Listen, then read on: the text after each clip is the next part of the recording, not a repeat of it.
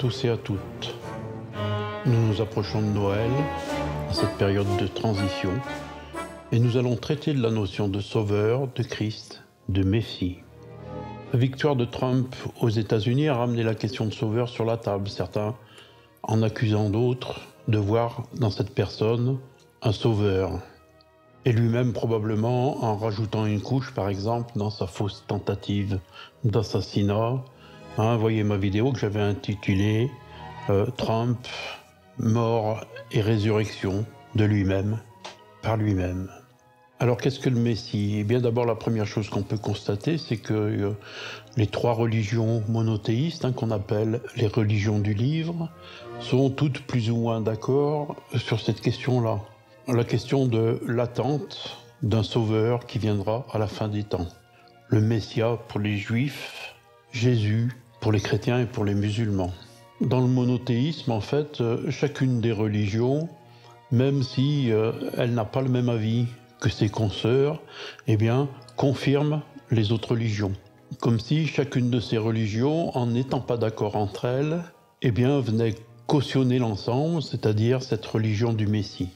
On dit, ou du moins c'est les musulmans qui le disent, que nous sommes les religions du livre. Or, on l'a vu sur cette chaîne en s'intéressant un petit peu aux livres, que les livres sont mensongers, mais c'est eux qui nous ont construits. Nous avons été construits par les livres, mais pas seulement par les textes sacrés, les textes religieux, par l'ensemble de la littérature, en particulier la littérature antique gréco-romaine. Et on peut le dire, eh bien, nous sommes les fils du mensonge. Donc qu'est-ce que le Christ? Eh bien nous allons repartir des mots, du sens des mots. Christ et Messia sont le même mot. Un mot hébreu d'un côté, un mot en grec d'un autre côté, qui correspondent à un mot en français qui est le mot ouin. Ouin, c'est-à-dire celui qui a reçu l'onction. Mot qui se dit ungo en latin. Jésus-Christ, finalement, ça voudrait dire Jésus ouin. Alors c'est pas très joli comme expression, mais au niveau du sens, c'est ce que ça signifie, c'est-à-dire que Jésus est la personne qui a reçu l'onction. Donc ce que nous allons faire dans cette vidéo, c'est que nous allons étudier l'onction dans la littérature biblique. Le Nouveau Testament d'abord et l'Ancien Testament ensuite, pour finalement en dégager le sens et comprendre ce que les auteurs de ces textes, eh bien, ont voulu pour nous. Puisque, comme je le dis finalement, on est construit par les textes, on pourrait dire que ces textes sont des textes matrices, c'est-à-dire qui ont servi à nous former l'esprit, à constituer notre esprit et à faire que nous pensons ce que nous pensons et nous sommes ce qu'on a fait de nous.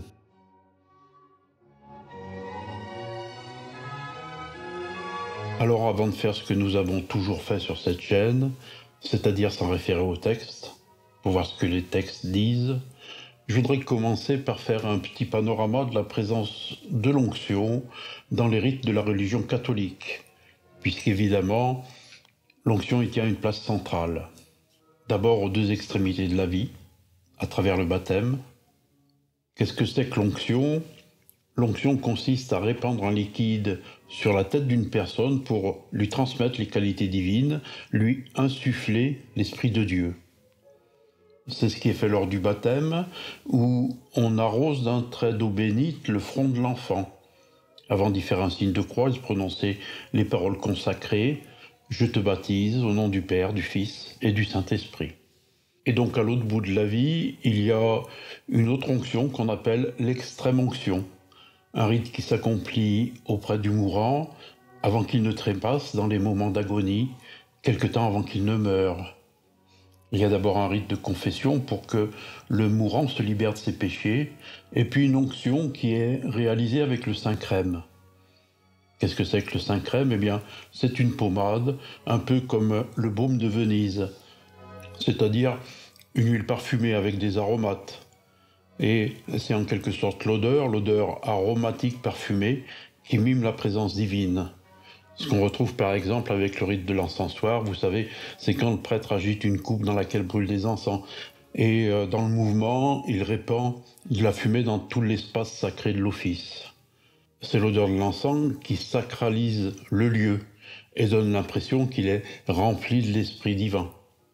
Il est évident que ces rites ne changent rien à la réalité, mais juste la perception que l'on a d'elle. Il s'agit d'une sorte de mise en condition d'un certain état d'esprit. Et puis l'onction, on la retrouve dans 2 autres sacrements. Dans la confirmation. La confirmation, c'est le renouvellement du baptême. Donc l'onction baptismale est répétée.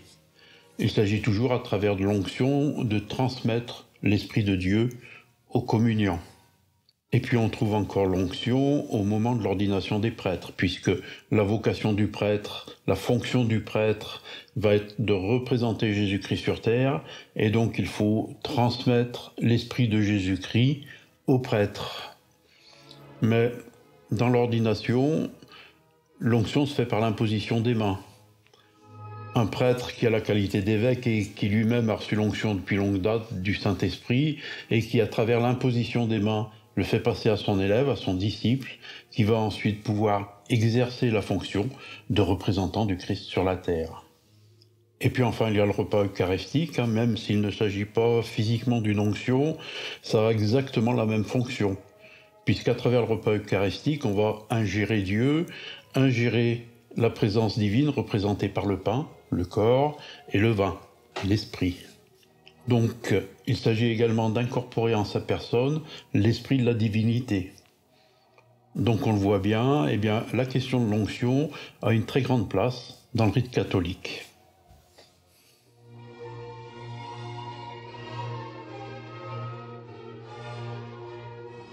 Le baptême de Jésus. Nous lisons dans Matthieu, chapitre 3, versets 13 à 17. Alors Jésus vint de la Galilée au Jourdain vers Jean pour être baptisé par lui. Mais Jean s'y opposait en disant « C'est moi qui ai besoin d'être baptisé par toi, et toi, tu viens à moi. » Jésus lui répondit « Laisse faire maintenant, car il est convenable que nous accomplissions ainsi tout ce qui est juste. » Et Jean ne lui résista plus. Dès que Jésus eut été baptisé, il sortit de l'eau. Et voici, les yeux s'ouvrirent, et il vit l'Esprit de Dieu descendre comme une colombe et venir sur lui. Et voici, celui-ci est mon Fils bien-aimé, en qui j'ai mis toute mon affection. Sur ce tableau d'El Greco, tout en verticalité, nous voyons une scène céleste. Dieu entouré de sa cour d'anges et d'archanges, Jésus à terre agenouillé sur une pierre, Jean-Baptiste qui le baptise, et une colombe qui sépare les 2 scènes, réunies par un flot de flammes descendant de Dieu le Père vers Jésus, le Fils bien-aimé. Entre Jean-Baptiste et Jésus, un ange, symbole de l'acte divin, qui tient un drap de couleur rouge, un voile, symbole des choses cachées du mystère. Alors évidemment, à cette scène, il y a un premier problème, le problème évoqué par Jean-Baptiste, qui dit « Mais ce n'est pas toi qui as besoin d'être baptisé, c'est moi. » Parce que de 2 choses l'une, soit Jésus est la 3e personne de la Trinité, c'est-à-dire qu'il est Dieu manifesté sous la forme d'homme, et il n'a aucunement besoin d'être baptisé, puisqu'il est habité par l'Esprit divin, il est lui-même l'Esprit divin depuis le commencement des temps. Et donc, le baptême de Jésus, personne de la Trinité, Fils de Dieu, n'a aucun sens. Soit il n'est pas tout cela, il n'est qu'un homme, et alors effectivement, le baptême peut peut-être avoir un sens. Mais il y a fondamentalement une sorte d'incompatibilité entre les 2 choses. Alors Jésus lui dit, il faut accomplir ce qui doit être accompli. Peut-être qu'il veut dire par là qu'il faut montrer l'exemple, c'est-à-dire que Jésus apparaît comme celui qui montre aux hommes ce que les hommes doivent être, et les hommes doivent s'identifier à Jésus. Que celui qui m'aime prenne sa croix et me suive, dit-il. Les hommes doivent s'identifier à Jésus, et donc si Jésus se fait baptiser, c'est pour montrer aux hommes qu'ils doivent également se faire baptiser. Baptême au cours duquel ils recevront, soi-disant, le Saint-Esprit, symbolisé par la colombe de la paix qui descend de Dieu vers les hommes.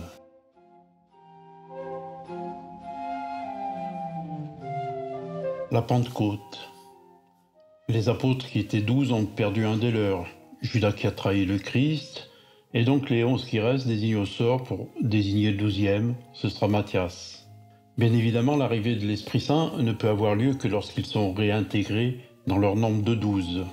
Mais mieux que cela, si l'on comprend tous les disciples réunis, ils ne sont pas 12, ils sont 120, c'est-à-dire 12 fois 10, nombre parfait par excellence. Donc c'est dans les Actes des Apôtres, et ça dit ceci. Le jour de la Pentecôte, ils étaient tous ensemble dans le même lieu. Tout à coup, il vient du ciel un bruit comme celui d'un vent impétueux, et il remplit toute la maison où ils étaient assis.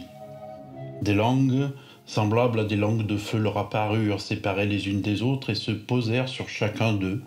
Et ils furent tous remplis du Saint-Esprit, et se mirent à parler en d'autres langues, selon ce que l'Esprit leur donnait de s'exprimer. Donc c'est une onction du feu, qui cette fois représente le Saint-Esprit et qui tient la place de l'eau et de la colombe du baptême de Jésus. Des langues de feu qui s'installent au-dessus de chacun et donnent des facultés paranormales, en particulier la capacité de parler en langue et d'instruire les gens des choses divines.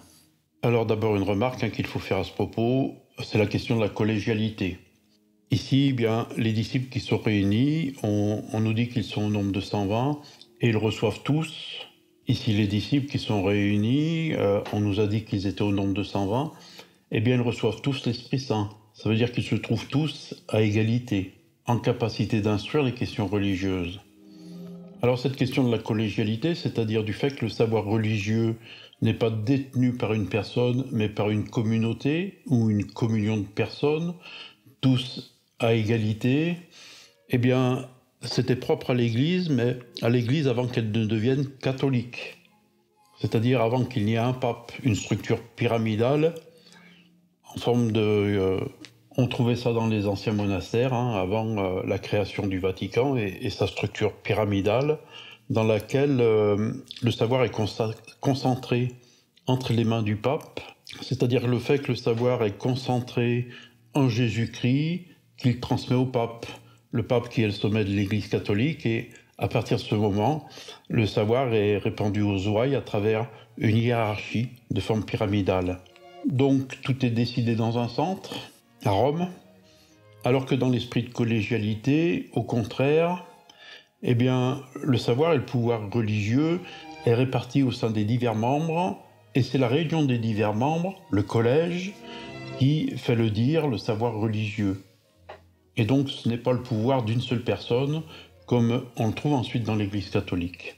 Je dis ça parce qu'on va aborder ensuite la question du Messie, de l'onction dans l'Ancien Testament, et on verra que dans l'Ancien Testament, cette notion-là de collégialité, c'est-à-dire de communauté des croyants qui reçoivent tous ensemble l'Esprit Saint et qu'ils partagent, dans l'Ancien Testament, cette collégialité n'existe pas.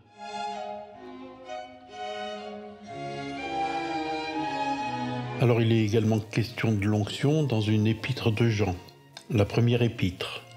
Il écrit « Pour vous, vous avez reçu l'onction de la part de celui qui est saint et vous avez tous de la connaissance. Je vous ai écrit non que vous ne connaissiez pas la vérité, mais parce que vous la connaissez et parce qu'aucun mensonge ne vient de la vérité. » Et plus loin, il ajoute « Je vous ai écrit ces choses au sujet de ceux qui vous égarent. Pour vous, l'onction que vous avez reçue de lui demeure en vous. Et vous n'avez pas besoin qu'on vous enseigne, mais comme son onction vous enseigne toutes choses, et qu'elle est véritable et qu'elle n'est point un mensonge, demeurez en lui, selon les enseignements qu'elle vous a donnés. » Donc on le voit ici, l'onction est présentée comme l'éveil. C'est ce qu'on appelle la science infuse, c'est-à-dire une connaissance intérieure qui n'est pas liée à un enseignement extérieur, mais qui est perçue directement par le disciple sans qu'il ait besoin de la rechercher. Donc l'onction, selon ce qu'on en comprend de Saint Jean, serait finalement cette science infuse, cette façon dont se manifeste cette connaissance intérieure liée à l'éveil. Un éveil dans lequel Jésus-Christ serait le porteur de l'onction, celui qui donne la connaissance intérieure. En tout cas, c'est comme ça, à mon avis, qu'il faut comprendre ce que dit Saint Jean. On retrouve cette pensée, une pensée analogue dans l'Apocalypse, qui est censé être écrit par ce même Saint Jean, eh bien je ne vais pas en parler puisque c'est la même chose. Donc voilà, ici l'onction est associée à une connaissance intérieure, à un éveil du disciple.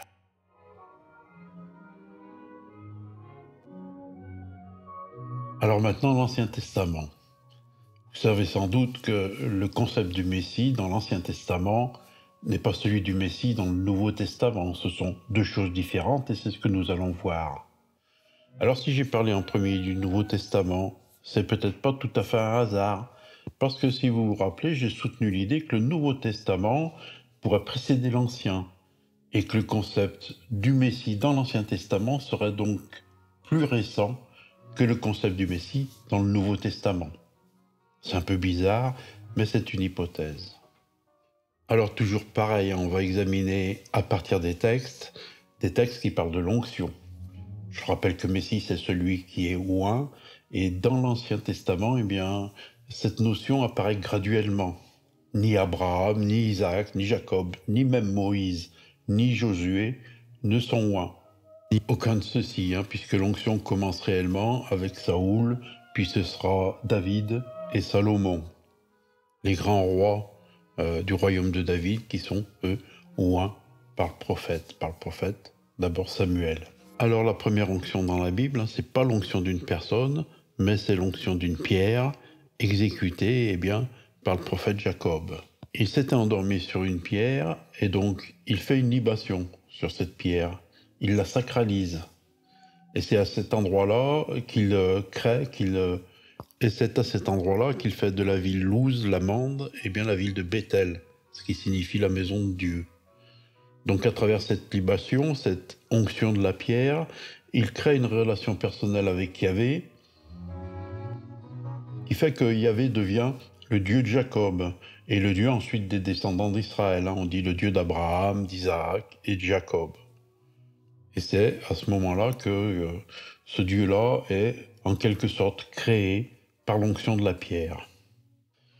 Et puis ensuite dans l'Exode, Moïse reprend le truc et il fait l'onction du matériel sacerdotal.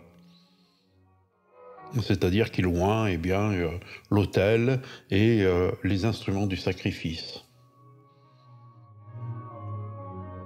Et ensuite, poursuivant la démarche, il va oindre Aaron, son frère, qui va devenir le chef et l'ancêtre des prêtres, puisqu'ensuite il va oindre les enfants d'Aaron et qui vont créer la succession des Cohen, c'est-à-dire la succession des prêtres d'Israël.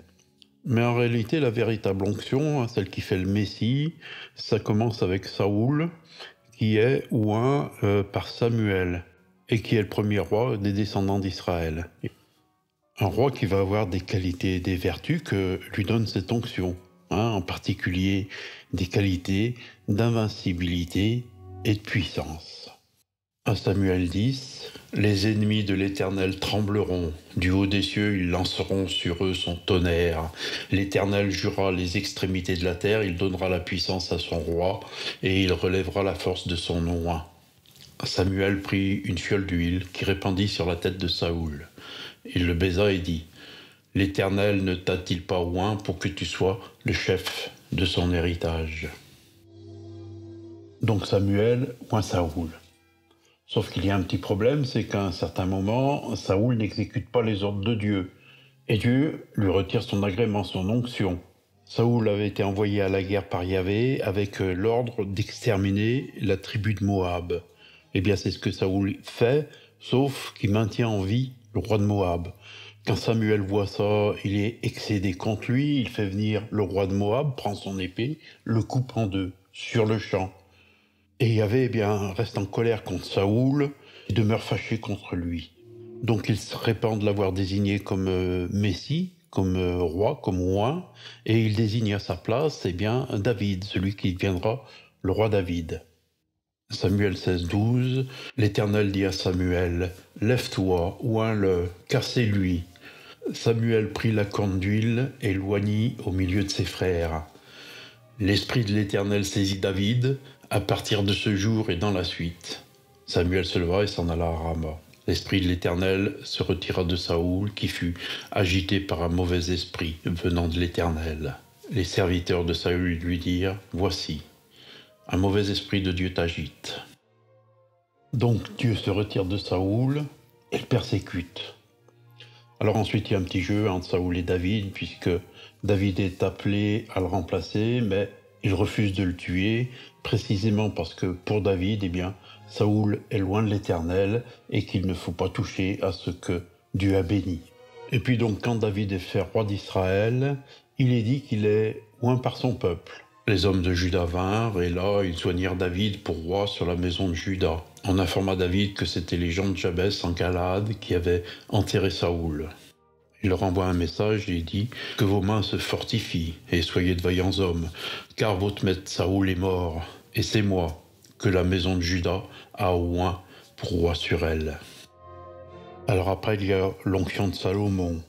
Alors le sacrificateur Tsadok descendit avec Nathan le prophète, Benaja fils de Jéhoda, les Kérétiens et les Phéléciens. Ils firent monter Salomon sur la mule du roi David et ils le menèrent à Guillon. Le sacrificateur Tsadok prit la corne d'huile dans la tente et il oignit Salomon. On sonna de la trompette et tout le peuple dit « Vive le roi Salomon !» Tout le peuple monta après lui et le peuple jouait de la flûte et se livrait à une grande joie. Dans cette petite scène, il y a un personnage très important. C'est le sacrificateur Tsadok. Parce qu'on a déjà rencontré un personnage analogue. C'est Melchisédek, roi de Salem. Qui c'est le roi, Sédek c'est la justice, Salem c'est la paix. Melchisédek est roi de paix et de justice. Il est qualifié de sacrificateur du Très-Haut et c'est lui qui bénit Abraham quand il rentre de la guerre qu'il avait menée contre les rois venus de l'Orient. Les rois avaient capturé son neveu Lot, et ni une ni deux, il rentre en guerre avec eux, les défait et rend victorieux. Alors Melchisédek, sacrificateur du Très-Haut, le bénit. Et donc c'est cet épisode-là qui va déclencher en fait toute la suite des événements qui vont mener au sacrifice d'Isaac et à la grande postérité, la promesse de Yahvé à Abraham. Elle est contenue dans ce geste de Melchisédek, la bénédiction de Melchisédek. Ce Melchisédek est en fait une représentation du Christ, donc du Messie, de loin. On trouve ça chez saint Paul. Donc dans cette formule, c'est un petit peu comme si Salomon avait reçu l'onction de Melchisédek, ou du moins de ses représentants, appelé ici le sacrificateur Tsadok. Nous allons y revenir, mais je voudrais d'abord vous présenter deux petites scènes. La suivante, c'est toujours dans le livre des rois, elle concerne cette fois Élie, le prophète Élie, lui aussi une figure du Christ. Élie avec son disciple Élisée sont tous les deux comme une sorte d'avatar du Christ. Et Dieu s'adresse à Élie et lui dit « Va, reprends ton chemin par le désert jusqu'à Damas, et quand tu seras arrivé, tu oindras Hazaël pour roi de Syrie. Tu oindras aussi Yéhou, fils de Nimshi, pour roi d'Israël, et tu oindras Élisée, fils de Shaphat, d'Abel-Méhola, pour prophète à ta place. » Et puis il continue, « Et il arrivera que celui qui échappera à l'épée d'Hazaël, Jéhou, le fera mourir, et celui qui échappera à l'épée de Jéhou, Élisée, le fera mourir. » Alors d'abord, ce qui est important de voir dans ce petit passage, c'est qu'ici, il y a une triple onction.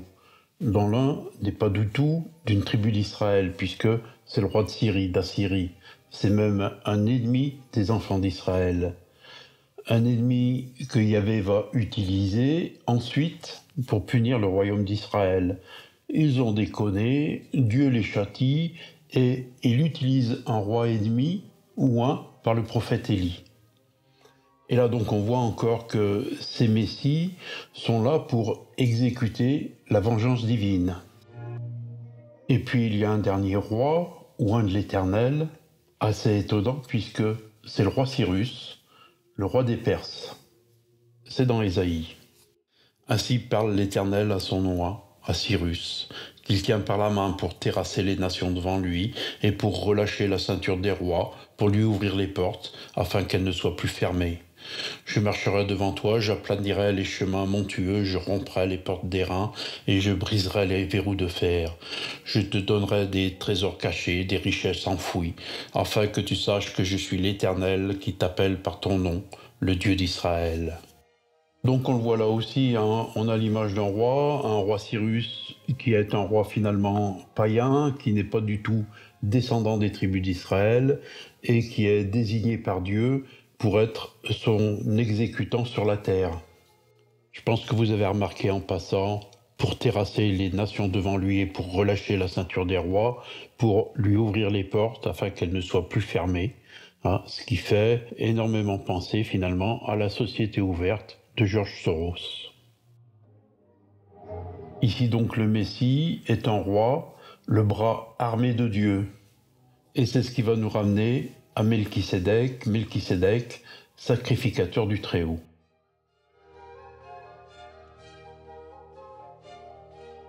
Alors cette question du Messie comme bras armé de Dieu, comme exécutant de la vengeance divine, eh bien nous renvoie encore une fois à Melchisédek. À Melchisédek et donc au psaume 110, hein, je vous en ai déjà parlé. Ce que je dis là, je l'ai déjà expliqué, mais je le fais d'une façon un petit peu différente.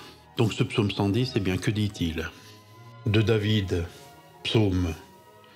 Parole de l'Éternel à mon Seigneur. Assieds-toi à ma droite jusqu'à ce que je fasse de tes ennemis ton marchepied. L'Éternel étendra de Sion le sceptre de ta puissance. Domine au milieu de tes ennemis. Ton peuple est plein d'ardeur quand tu rassembles ton armée avec des ornements sacrés du sein de l'aurore. Ta jeunesse vienne à toi comme une rosée. L'Éternel l'a juré, il ne s'en repentira point. Tu es sacrificateur pour toujours, à la manière de Melchisédek. Le Seigneur, à ta droite, brise des rois au jour de sa colère.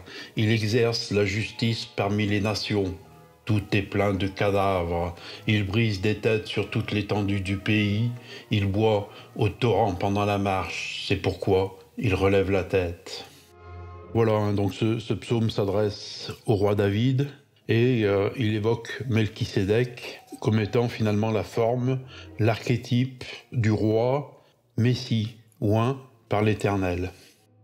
Et cette question du psaume 110, on ne la trouve pas seulement dans la Bible. Cette idée que Dieu choisisse un être humain pour en faire son roi et exécuter ses missions sur terre, on le retrouve aussi dans l'archéologie du Proche-Orient. J'en ai déjà parlé. On trouve ça par exemple sur l'obélisque de Luxor, avec Ramsès II, qui reçoit de Ra, le dieu soleil, les prérogatives pour régner sur terre.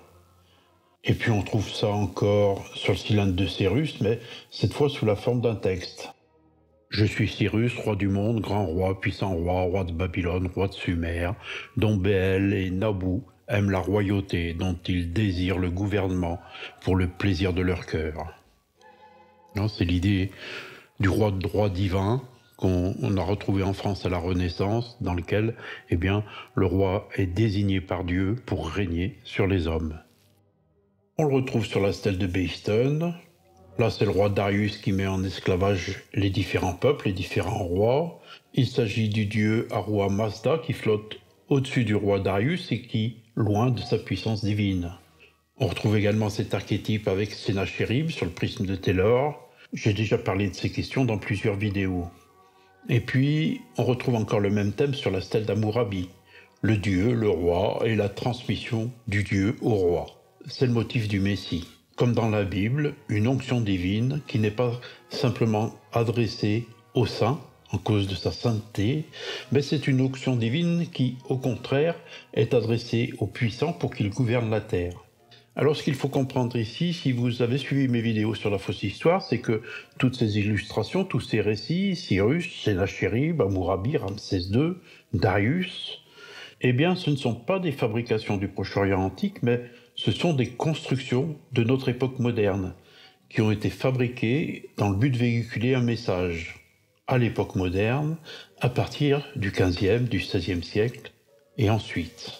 Tous ces dieux sont des dieux solaires qui rappellent évidemment le Sol Invictus des Romains, le dieu solaire qui donne la victoire aux combattants, aux guerriers, Et alors il me paraît assez évident que si ces dieux solaires sont une invention moderne, qu'on les retrouve sur des artefacts fabriqués à l'époque moderne, qu'on les retrouve dans une littérature également écrite à l'époque moderne, ça veut dire que si ce modèle-là, ce type-là de la divinité, est également représenté dans la Bible ancienne, dans l'Ancien Testament, à travers les grands rois d'Israël, Saoul, David et Salomon, c'est que ces trois-là sont également de l'époque moderne. C'est tout un ensemble qu'il faut prendre dans le passé antique et qu'il faut ramener de nos jours comme un tout. C'est-à-dire que ce modèle de sauveur qui n'aurait plus rien à voir avec le Christ chrétien ne serait plus un modèle qui le précède, mais un modèle qui lui succède. D'abord le christianisme, puis le judaïsme, puisque le judaïsme va avec les figures du dieu solaire qu'on retrouve dans les artefacts archéologiques inventés à l'époque moderne. Ce qui veut dire qu'en réalité, toute cette imagerie-là est une imagerie maçonnique, puisque ce sont les francs-maçons, les sociétés secrètes, qui ont produit la fausse archéologie et le faux discours qui correspond à la fausse archéologie. Et de là, on peut déduire une chose, c'est que cette idée biblique de l'onction divine qui fait du roi le bras armé de Dieu est également une construction maçonnique de l'époque moderne. Tout ça est un seul ensemble. David, le bras armé de Dieu, Darius, Ramsès II, sont tous des constructions des francs-maçons de l'époque moderne. Et puis, il faut comprendre également que cette construction dans laquelle Dieu se choisit un représentant pour diriger les hommes, c'est précisément l'organisation pyramidale de l'Église. Il y a Dieu, il y a son Fils, et il y a le pape, qui est le représentant du Fils sur la terre, qui désigne les évêques, qui désigne les prêtres, qui gouverne les ouailles, et qui servent de représentants du Christ, et qui va servir d'intermédiaire pour avoir accès à la divinité. Tout un ensemble qui permet ensuite d'avoir un contrôle, puisque le pape, de par sa position de chef de l'Église tout en haut de la pyramide, c'est lui qui contrôle ce que les croyants doivent croire et qui dit ce qu'est la vérité théologique. Et donc la vérité théologique est transmise par un système hiérarchique pyramidal ecclésiastique qui est fondé sur ce principe de la représentativité de Dieu et qui est dite par un homme désigné par Dieu comme étant son bras armé, son exécuteur, son instrument. Celui qui n'a pas péri par l'épée d'Azaël, le roi de Syrie, périra de l'épée de Jéhu, le roi d'Israël, et celui qui n'a pas péri de l'épée de Jéhu, roi d'Israël, périra de la main du prophète Élisée, prophète de Yahvé, le représentant de Dieu sur terre. Donc on le voit bien, cette notion de sauveur conçue comme une figure politique, dirigeante, royale, dont l'objectif est bien d'assurer la paix sur terre en éliminant les méchants, cette figure du sauveur est en réalité une figure maçonnique, ni plus ni moins.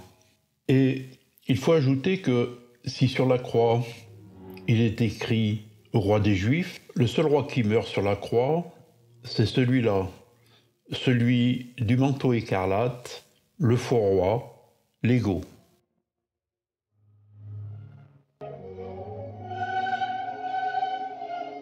Enfin, je voudrais signaler autre chose, c'est que dans la Bible, il y a un autre sauveur. Un sauveur qui n'est pas oint par l'Éternel, qui n'est pas un Messie, mais qui représente également sa force armée, son bras armé. Et ce sauveur-là, c'est une femme. Il s'agit de la reine Esther. Pourquoi la reine Esther? Parce que la reine Esther représente Sophia, la sagesse. Ce qui nous renvoie à ce que disait Saint Jean à propos de l'onction, comme étant la source de la connaissance. La Sophia est cette source de la connaissance représentée par la reine Esther. Et pourquoi cette sagesse est représentée par une femme? Parce que, précisément, nous sommes des hommes. Je parle ici en tant qu'homme de sexe masculin. Nous sommes des hommes, et dans notre création de nature d'homme, nous avons été clippés, coupés, séparés de notre nature originelle, qui est une nature divine, puisque finalement tout ce qui existe dans la création est une manifestation de la divinité. Eh bien, nous avons été séparés de notre nature divine en étant séparés de notre nature féminine. Ainsi, nous sommes des hommes, c'est que nous ne sommes pas des femmes. Et si les femmes sont des femmes, c'est qu'elles ne sont pas des hommes. Et le but de la quête spirituelle, de la recherche spirituelle, c'est ce qu'on appelle l'union mystique.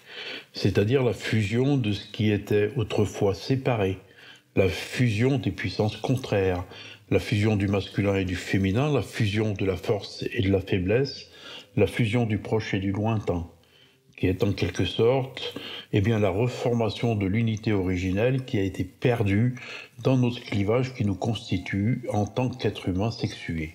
Mais ce processus d'union, ce processus qui finalement est le seul en capacité de faire apparaître le Christ, c'est-à-dire l'image divine intérieure, ce processus est par définition un processus intérieur qui ne peut se passer que dans le cœur, dans l'âme de l'être humain, et en aucune façon dans le monde extérieur, qui n'est finalement qu'un monde des apparences.